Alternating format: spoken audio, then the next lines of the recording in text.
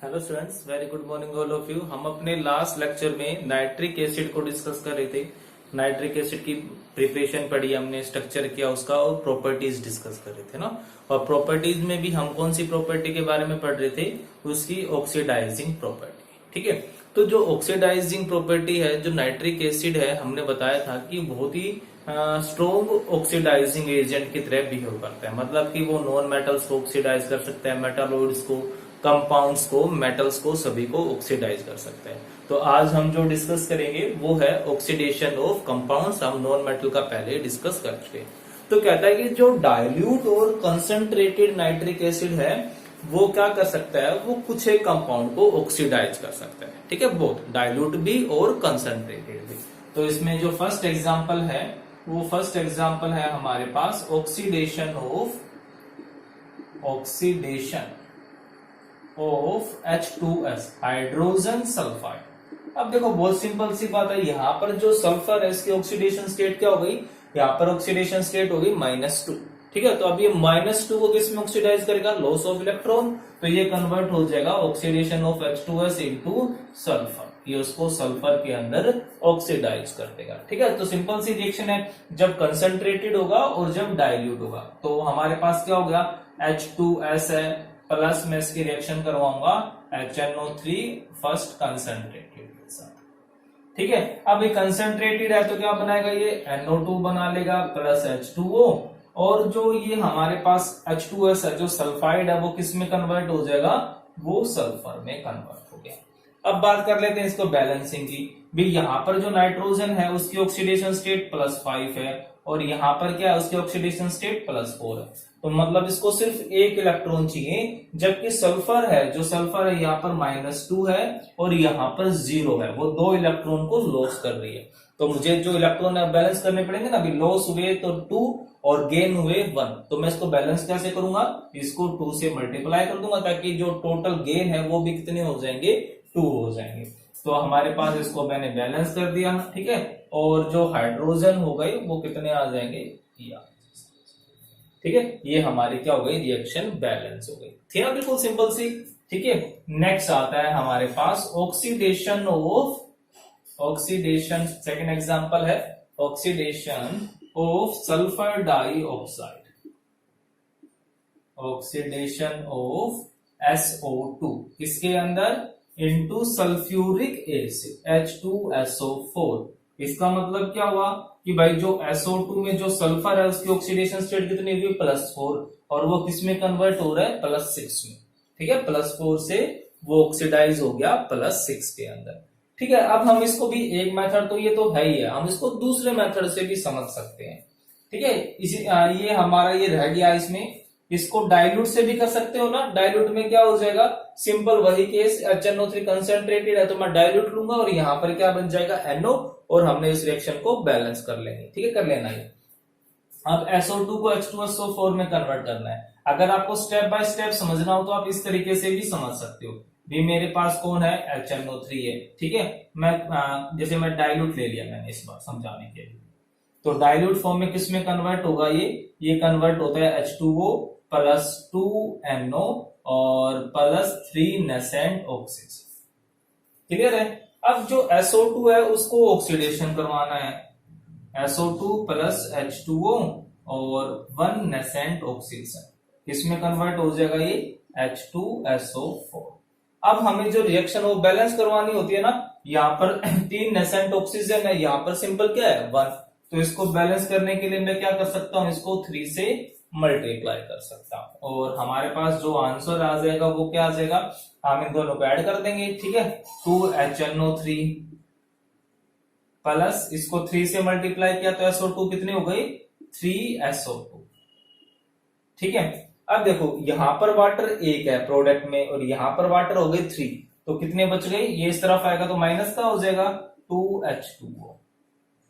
ठीक है, product side क्या बच जाएगा? H2O कैंसिल हो चुका, 2NO प्लस 3H2SO4।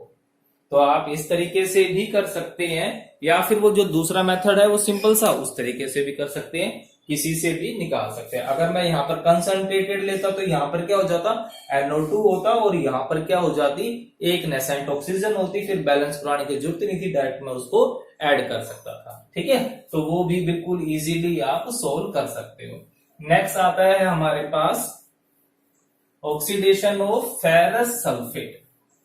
ठीक है, कंपाउंड में जो नेक्स्ट एग्जांपल है हमारे पास oxidation of ferrous sulphate. Ferrous sulphate का फॉर्मूला क्या होता है, FeSO4, और उसको किसमें ऑक्सीडाइज करेंगे, Fe2SO4 थ्राइस। मतलब यहां पर जो आयरन है वो +2 है और यहां पर जो आयरन है वो +3 है। हमने आयरन को +2 से +3 में ऑक्सीडाइज करना है। बिल्कुल सिंपल सा काम है।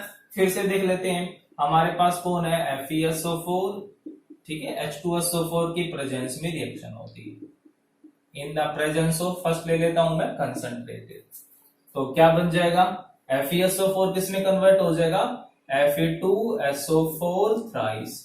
कंसंट्रेटेड है तो किसमें कन्वर्ट होगा, ये NO2 और प्लस वाटर। क्लियर है। अब देखो यहां पर तो 2 आयरन है, तो यहां पर भी मैं क्या कर देता हूं, 2 से मल्टीप्लाई। अब चेक करो भाई, आयरन है +2 से +3 में कन्वर्ट हो रहा था, मतलब एक इलेक्ट्रॉन को वो क्या कर रहा है, गेन कर रहा है, सॉरी लॉस कर रहा है ना, +2 से +3 एक इलेक्ट्रॉन वो लॉस कर रहा है। अब 2 आयरन है तो कितने इलेक्ट्रॉन लॉस कर दिए भाई इसने, 2। HNO3 सिर्फ एक इलेक्ट्रॉन गेन करता है, +5 से +4, तो मुझको बैलेंस करने के लिए मुझे किससे मल्टीप्लाई करनी पड़ेगी, 2 से मल्टीप्लाई करनी पड़ेगी। हो गया सब कुछ बैलेंस। अब यहां पर इसको बैलेंस कर देते हैं, 2NO2 हो गया और हमारे पास हाइड्रोजन कितने हो गए, 2 2 4, तो यहां पर कितना आ जाएगा, 2H2, और ये रिएक्शन क्या हो गई, सिंपली बैलेंस हो गई। ठीक है, अगर मुझे यही रिएक्शन किस में करवानी होती, डाइल्यूट में, तो फिर मैं क्या करता भाई, ये तो सिंपल है ही, FeSO4 in presence of sulphuric acid और HNO3 हमने क्या लेना है, अब डाइल्यूट लेना है। क्लियर है, HNO3 हमने डाइल्यूट लेना है। कन्वर्ट किस में होगा भाई, सेम Fe2SO4 थ्राइस, NO2 की जगह क्या आ जाएगा, NO आ जाएगा प्लस H2O। क्लियर है यहाँ तक। तो अब देखो ध्यान से यहाँ पे भाई, यहाँ पर पहले तो आयरन 2 आयरन है, ये 2 आयरन मैंने बराबर कर दिए।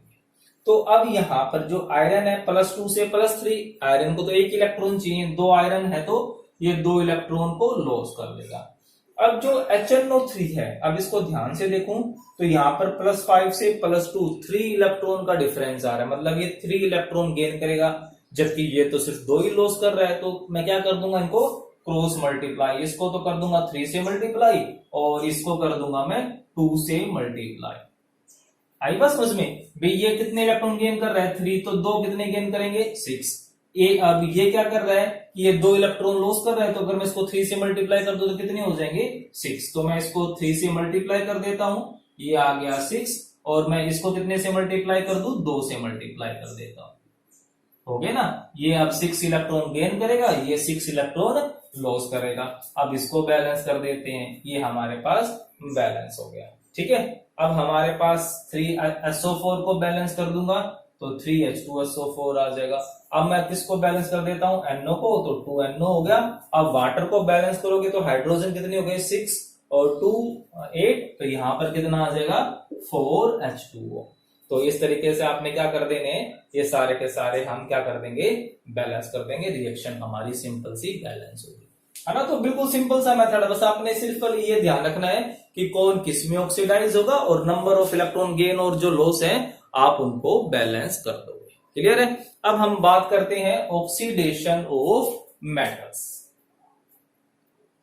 अब हमारे पास जो मेटल्स हैं, अब मेटल्स को भी हमने इनको 3 कैटेगरी में डिवाइड कर लिया। कौन कौन सी कैटेगरी होंगी, फर्स्ट कैटेगरी है जिसमें जो मेटल्स है हाइड्रोजन से ज्यादा रिएक्टिव है, मतलब कि मोर इलेक्ट्रोपॉजिटिव। सेकंड कैटेगरी हम कौन सी ले लेंगे, जिसमें जो मेटल्स होंगे हाइड्रोजन से लेस रिएक्टिव होंगी, जैसे कि कॉपर हो गया, मरकरी हो गया, सिल्वर हो गया। और जो थर्ड कैटेगरी होगी वो हम कौन सी लेंगे, जिसमें मेटल्स रिएक्शन ही नहीं करती हैं, लीस्ट रिएक्टिव होगी, जैसे कि गोल्ड और प्लेटिनम।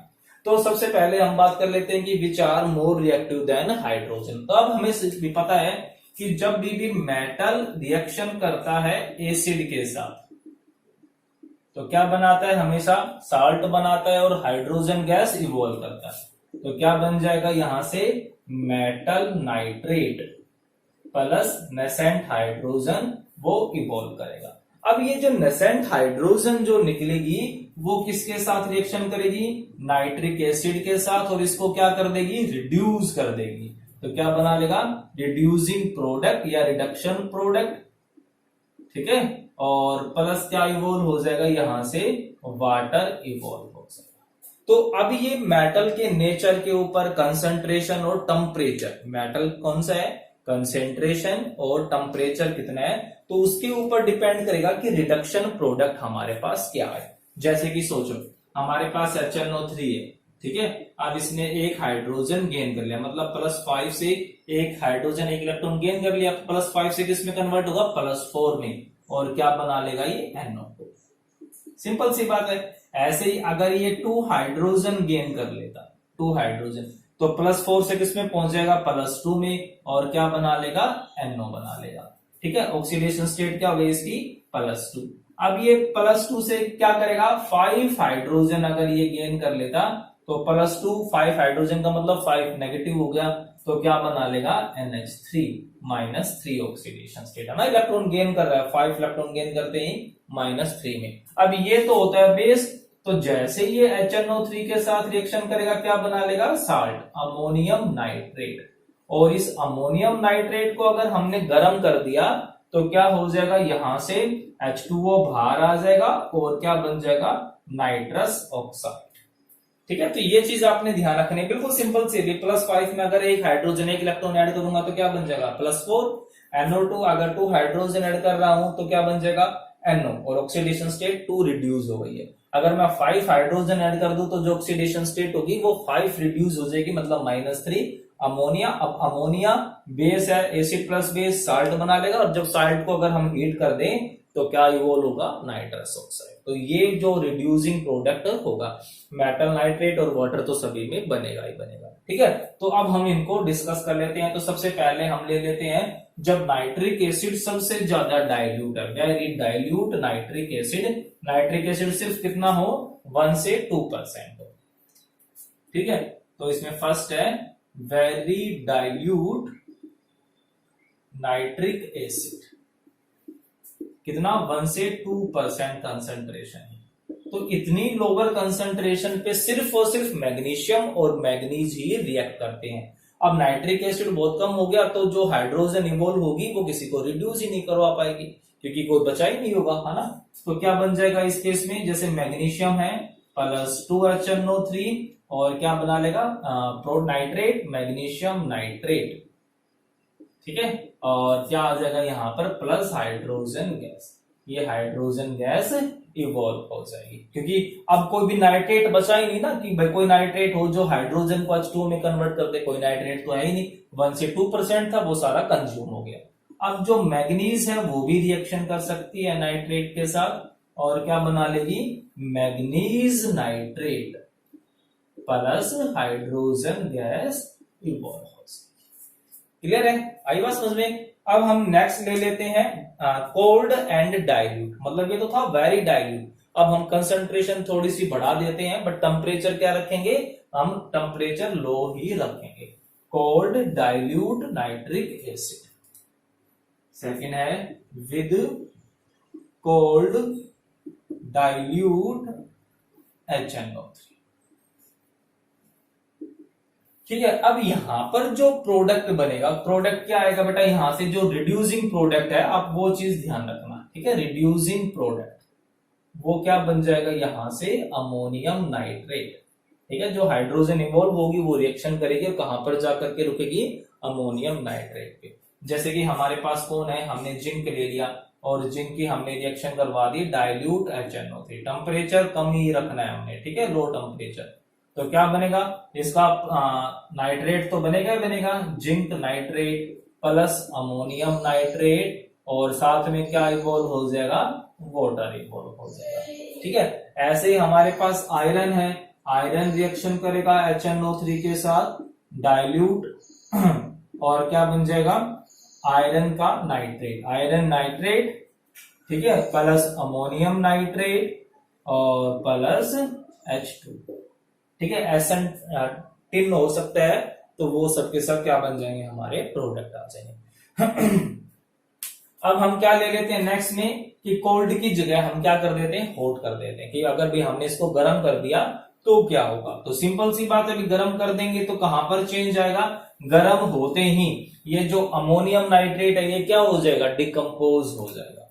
तो क्या हो गया हमारे पास, विद हॉट डाइल्यूट HNO3।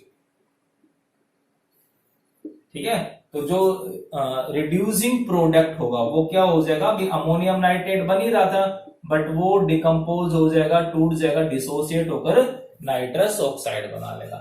जैसे कि हमारे पास मैग्नीशियम है, ठीक है, अब उसकी रिएक्शन करवा रहे हैं HNO3 डाइल्यूट, और साथ में इसको हीट भी कर देते हैं, तो नाइट्रेट तो बनेगा ही बनेगा, मैग्नीशियम नाइट्रेट, ठीक है, प्लस वाटर, और साथ में जो रिड्यूसिंग प्रोडक्ट बनेगा वो क्या बन गया, नाइट्रस ऑक्साइड। ठीक है, जिंक हो सकता है, जिंक की रिएक्शन करवा दो HNO3 डाइल्यूट के साथ, तो फिर से हमें हीट करना है, तो क्या बन जाएगा, जिंक नाइट्रेट प्लस H2O और प्लस नाइट्रस ऑक्साइड। आई बात समझ में, ये हो जाएगा। ठीक है, नेक्स्ट करते हैं विद कंसंट्रेटेड HNO3। अगर हम कंसंट्रेटेड ले ले तो क्या होगा, कंसंट्रेटेड के साथ तो वही बनना है ऐसे कि क्या इवोल्व हो जाएगा, NO2। ठीक है, कंसंट्रेटेड का मतलब क्या हुआ कि हमारे पास HNO3 बहुत ज्यादा है, ठीक है, हाइड्रोजन रह गए कम, तो वो क्या करेंगे, सिंपल हर एक मॉलिक्यूल के पास कम से कम हाइड्रोजन जुड़ पाएंगे, मतलब कि पर molecule only 1 hydrogen near about available होगा, तो वो जो रिड्यूसिंग प्रोडक्ट होगा वो क्या बन जाएगा, NO2 बन जाएगा। ठीक है, तो क्या कहता है ये, विद कंसंट्रेटेड HNO3। ठीक है, तो यहां पर जो रिड्यूसिंग प्रोडक्ट होगा, ठीक है, जो रिड्यूसिंग प्रोडक्ट होगा मतलब HNO3 इतनी ज्यादा थे कि हाइड्रोजन ही कम पड़ गए, तो वो रिड्यूसिंग प्रोडक्ट क्या बना लेंगे, NO2 बना लेंगे। तो इस केस में क्या बन जाएगा भाई, जिंक प्लस HNO3 कंसंट्रेटेड, क्या आ जाएगा, जिंक नाइट्रेट प्लस H2O, और साथ में क्या इवोल्व कर देगा, नाइट्रोजन डाइऑक्साइड। ठीक है, ऐसे मैग्नीशियम है, मैग्नीशियम प्लस कंसंट्रेटेड HNO3, और क्या बन जाएगा यहां पर, मैग्नीशियम नाइट्रेट प्लस H2O और प्लस नाइट्रोजन डाइऑक्साइड, है ना, बिल्कुल सिंपल सा। तो ये हो गई oxidation of metals which are more reactive than hydrogen. अब बात कर लेते हैं किसका, oxidation of metals which are less reactive than hydrogen. ठीक है, विच आर लेस रिएक्टिव। तो ये रिएक्शंस है, ज्यादा से ज्यादा लिख लिख के देखनी है ताकि ये हमेशा के लिए याद हो जाए, which are less reactive than hydrogen. तो इस केस में क्या हो जाएगा भाई, कि जो सिंपल सा होगा कि मेटल है, अब हम उसकी रिएक्शन किससे करवाएंगे, HNO3 के साथ। ठीक है भाई, अब ये मेटल लेस रिएक्टिव है, हाइड्रोजन इवोल्व नहीं होगा, हाइड्रोजन इवोल्व नहीं होगा तो फिर सिंपल सी बात है, कोई रिड्यूसिंग उसकी कोई दिक्कत भी नहीं रह जाएगी। ठीक है, तो क्या बन जाएगा, यहां से बनेगा मेटल नाइट्रेट सिंपल सा, प्लस H2O, और प्लस अगर कंसंट्रेटेड है तो NO2, अगर डाइल्यूट है तो NO, सिंपल सी बात। ठीक है, फॉर एग्जांपल हमारे पास मैंने कॉपर ले लिया, कॉपर की रिएक्शन करवा रहा हूं नाइट्रिक एसिड, जैसे मैंने कंसंट्रेटेड ही ले लिया यहाँ पे, तो क्या बन जाएगा इसका नाइट्रेट, तो कॉपर नाइट्रेट। ठीक है, प्लस H2O, कंसंट्रेटेड है तो क्या मतलब NO2 के ऊपर गाड़ी रुक जाएगी। ठीक है, अगर मैं ले लेता भाई डाइल्यूट, यहां पर HNO3 डाइल्यूट, तो क्या हो जाता है, यहां से कॉपर नाइट्रेट तो बनेगा ही बनेगा, ठीक है, प्लस H2O, और साथ में क्या बन जाएगा, NO नाइट्रिक ऑक्साइड। ठीक है, आई बात समझ में। तो ये सिंपल सी रिएक्शन है। अब भी कॉपर है, कॉपर की जगह कौन होता, अगर सिल्वर होता, तो हमें पता है ना कि सिल्वर की ऑक्सीडेशन स्टेट क्या होती है, स्टेबल +1, तो यहां पर वो क्या शो कर देता, वो बनाता सिल्वर नाइट्रेट। ठीक है, वो बना लेता सिल्वर नाइट्रेट, दोनों केस में H2O बनेगा, कंसंट्रेटेड है तो NO2 और डाइल्यूट है तो NO, है ना, तो है ना बिल्कुल सिंपल सी रिएक्शन। तो ये रिएक्शन हमें करनी है। ठीक है, तो थोड़ा सा लॉजिक से समझ के करोगे तो इजीली याद हो जाएंगी, वरना बहुत परेशानी होगी, रट्टा मारना पड़ेगा, किसी भी तरीके से याद नहीं हो पाएंगे। अब जो हमारे पास थर्ड कंडीशन है, रिएक्शन विद नोबल मेटल्स, ठीक है, ऑक्सीडेशन ऑफ नोबल मेटल्स। भी नोबल मेटल तो किसी के साथ भी रिएक्शन नहीं करते हैं, तो फिर हम क्या करवाएंगे, ठीक है, ऑक्सीडेशन ऑफ नोबल मेटल्स।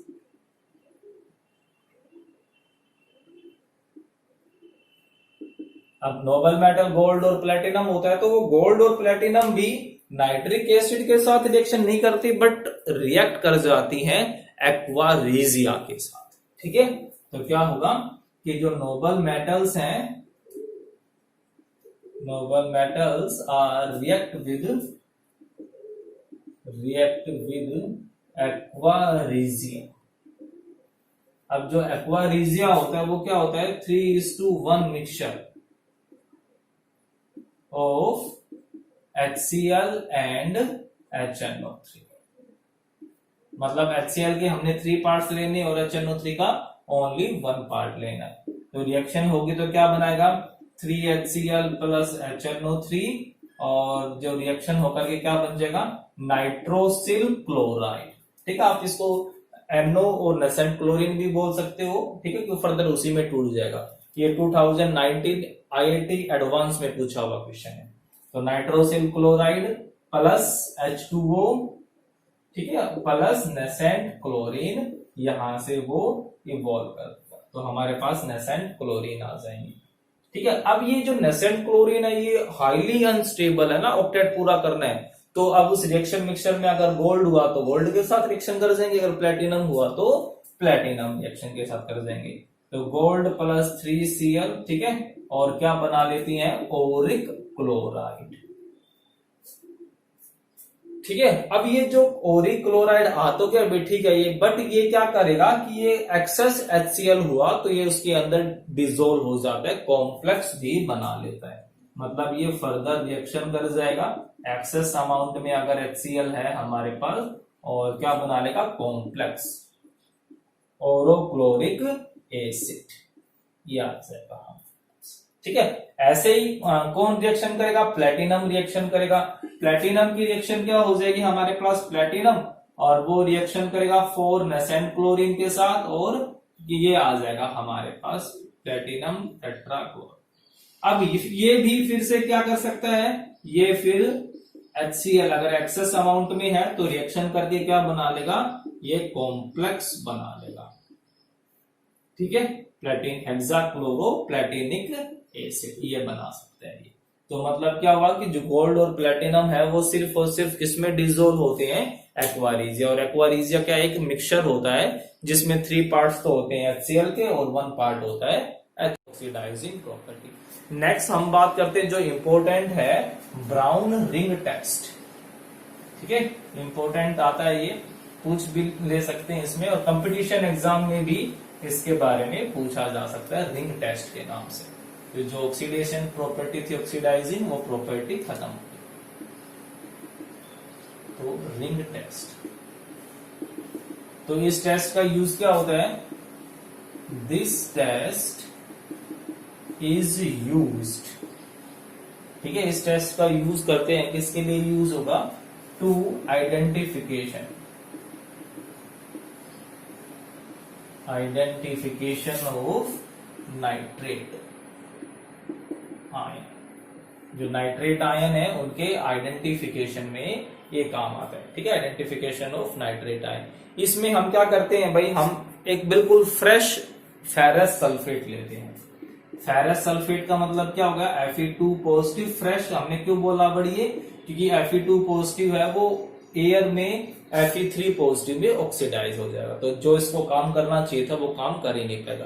तो हमारे पास एक्वस नाइट्रेट आयन होगा, है ना, HNO3 हमने ले लिया, या कोई भी है सिल्वर नाइट्रस, उसमें नाइट्रेट आयन होना चाहिए, और उसके अंदर हम क्या डाल देंगे, fresh prepared ferrous sulphate Fe2 positive ion, साथ में ड्रॉप बाय ड्रॉप हम किसकी डालेंगे, कंसंट्रेटेड सल्फ्यूरिक एसिड। तो ये जो Fe2 पॉजिटिव है वो नाइट्रेट आयन को किसमें कन्वर्ट कर देता है, खुद तो ऑक्सीडाइज हो जाएगा और नाइट्रेट को कन्वर्ट कर देगा नाइट्रिक ऑक्साइड में। ठीक है, तो ये सारी की सारी रिएक्शन किसके ऊपर डिपेंड करती है, power of Fe2 positive ion to oxidise nitrate, sorry to reduce nitrate into nitric oxide. अब ये जो नाइट्रिक ऑक्साइड है वो किसके साथ रिएक्शन करेगा, वो फ्रेश Fe2 पॉजिटिव जो कि 3 पॉजिटिव में कन्वर्ट नहीं हो पाए उनके साथ। ठीक है, तो जो Fe2 पॉजिटिव है वाटर के साथ कॉम्प्लेक्स की फॉर्म में रहता है। ठीक है, और वो क्या कर देगा, भाई जो Fe2 पॉजिटिव जो इसके साथ रिएक्शन कर गया वो तो किस में कन्वर्ट हो गया, 3 पॉजिटिव। जो अभी भी अनरिएक्टेड है, जो कॉम्प्लेक्स की फॉर्म में है, उसके साथ कौन रिएक्शन करेगा, नाइट्रिक ऑक्साइड रिएक्शन करेगा, और रिएक्शन करके क्या बना लेता है ये FeS2O5, ये इसको डिस्प्लेस कर देगा NO और ये 2 पॉजिटिव। ठीक है, तो अब यहां पर जो कलर आता है तो वो एक्चुअल में जो ब्राउन कलर दिखाई देगा हमें, ब्राउन कलर की एक रिंग बन जाएगी। तो जो ब्राउन कलर रिंग जो आई वो किस वजह से आई, उसका रीजन क्या होगा, due to charge transfer, due to charge transfer from NO, ठीक है, टू Fe2 पॉजिटिव। मतलब क्या हुआ कि जो नाइट्रिक ऑक्साइड है उसने अपना एक इलेक्ट्रॉन किसको दे दिया, Fe2 पॉजिटिव को दे दिया, और Fe2 पॉजिटिव किस में कन्वर्ट हो गया, +1 में, और NO किस में कन्वर्ट हो गया, NO पॉजिटिव में। तो इसका जो नाम होगा वो नाम क्या हो जाएगा, पेंटा एक्वा, पेंटा एक्वा। ठीक है, ये सब आप कोऑर्डिनेट में सीखोगे, पेंटा एक्वा, NO पॉजिटिव का नाम नाइट्रोसोनियम, और Fe का नाम सिंपल आयरन, ऑक्सीडेशन स्टेट 1 हो गई। तो ध्यान रखना कि जो कलर आएगा वो किसकी वजह से आया, चार्ज ट्रांसफर की वजह से। ठीक है, तो ये नाइट्रिक एसिड हो गया। जो इसके यूजेस है वो सिंपली आप बुक से भी पढ़ सकते हो। तो जो रिएक्शन है जो मोस्ट इंपोर्टेंट है उनको बहुत अच्छे से ध्यान से हमने करना है समझ के। Okay, thank you.